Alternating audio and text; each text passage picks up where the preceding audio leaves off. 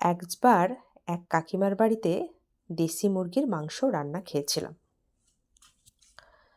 দেশি মুরগির মাংস যে এত টেস্ট হয় বিশ্বাস করুন, আমি সেই দিন খেয়ে প্রথম জানলাম। খাসির মাংস, ব্রয়লার মুরগি এগুলো খেয়েছি, রডাইলও খেয়েছি, তবে দেশি মুরগির মাংস ওটা খাইনি আমি। সত্যি কথা কোনোদিনই খাইনি। তো সেবার প্রথম খেয়ে বিশ্বাস করুন এত ভালো লেগেছিল যে ভাবনার বাইরে। সত্যি কথা, এ তো খাসি মাংসকেও হার মানায়। তারপর আর কি, অনেকবার অন্য জায়গা থেকে দেশি মুরগির মাংস রান্না করে আনা হয়েছিল, তো খেয়েও ছিলাম।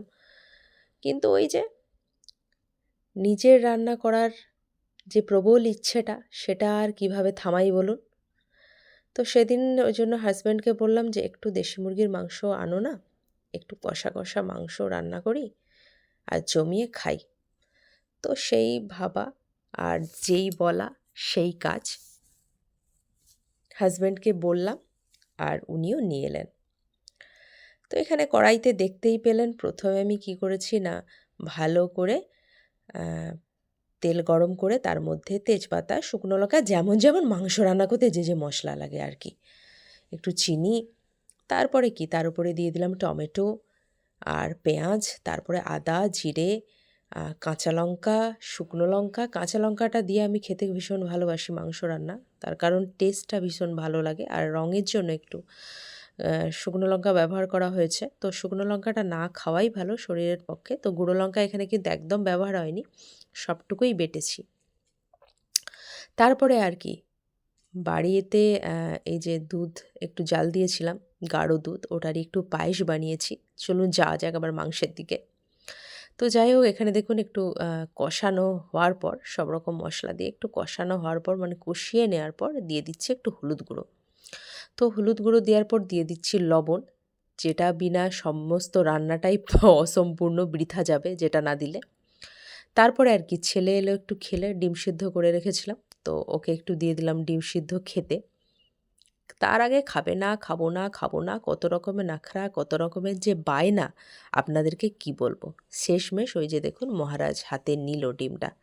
যাই হোক, ওকে ডিমটা দিয়ে এখানে কিন্তু আমি আবার মশলাটা কষানোর কাজে লেগে পড়লাম, বুঝলেন। গন্ধটা এত সুন্দর বেরোচ্ছে না ওই মশলা কষানোতেই, ওহ আপনাদেরকে কি বলবো। মশলা যত ভালো কষাবেন তার কিন্তু রঙটা তত সুন্দরভাবে বেরোবে, আর খেতেও ততটা টেস্ট হবে মাংসটা যখন আপনি রান্না করবেন। তারপর আর কি, ওই যে দেশি মুরগির মাংসটা আমি যে মেরিনেট করে রেখেছিলাম, ওটাই কিন্তু দিয়ে দিলাম। এই দেখুন, দিয়ে ভালো করে নেড়ে চেড়ে নিচ্ছি। আচ্ছা, দেশি মুরগির মাংস আপনারা খেয়েছেন, অনেকেই খেয়েছেন, আবার অনেকে হয়তো খাননি। যারা খাননি তাদেরকে বলবো একবার অন্তত টেস্ট করুন। মুখে লেগে থাকার মতন মাংস, দারুণ টেস্টি হয়, দারুণ টেস্টি। তবে ভালো করে কষিয়ে নিতে হবে, বুঝলেন। এখানে দেখুন আমার কষা মোটামুটি হয়ে গেছে। হ্যাঁ, রঙটা দেখে বোঝা যাচ্ছে না। ছেলে বলে মা একটু কষা খাবো, তো এক পিস করে দুজনকে, আমার ছেলেকে আর আমার ভাসুরের ছেলেকে, দুই ভাইকে 2 পিস দিয়ে দিলাম। তো ওরা কিন্তু আবার এসেছিলো 1 পিস নিতে, ঠিক আছে, সেটা আর দেখানো হয়নি। যাই হোক, মাংস কষার পর এখানে গরম জল করে রেখেছিলাম আলাদা একটা ডেকচিতে। এখানে দেখুন এই যে পেঁপে আর আলু দিয়ে এখানে ঝোল ঝোল মতন, ওই গাঢ় গাঢ় করে, বেশি ঝোল নয়, ঠিক আছে, গাঢ় গাঢ়র মতন একটা গ্রেভি এখানে সুন্দর করে তৈরি করে ফেলেছি। কালারটা কেমন এসছে একবার কমেন্ট করে জানাবেন তো। তো চলুন, ধনেপাতা নেই, তো ধনেপাতা একটু তুলে নিয়ে আসি, তার আগে একটু লবণ ছড়িয়ে দিলাম, বুঝলেন, কারণ জলটা যেহেতু দিয়েছি। তো এখানে এসে দেখি ধনেপাতা আছে, তো এখানে কটা আছে, এখানের গাছগুলো সব শেষ, মানে তুলে তুলে খাওয়া হয়ে গেছে, তো অল্প কটাই আছে, সো সেগুলোকেই আমি তুলে নিচ্ছি।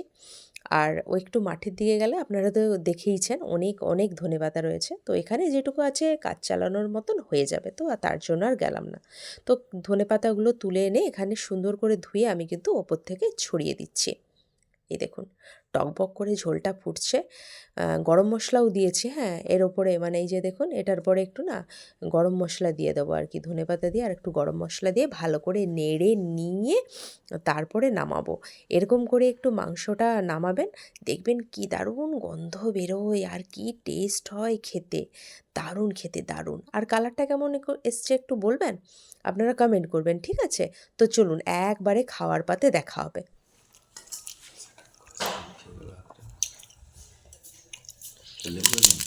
না, লেবু শেষ। তো বন্ধুরা বসে গেছি ভাত খেতে।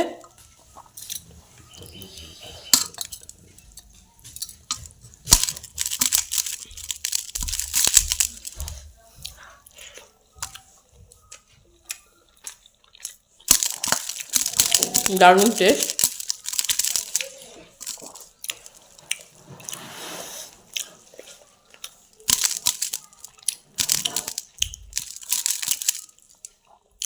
তো আমি খাই।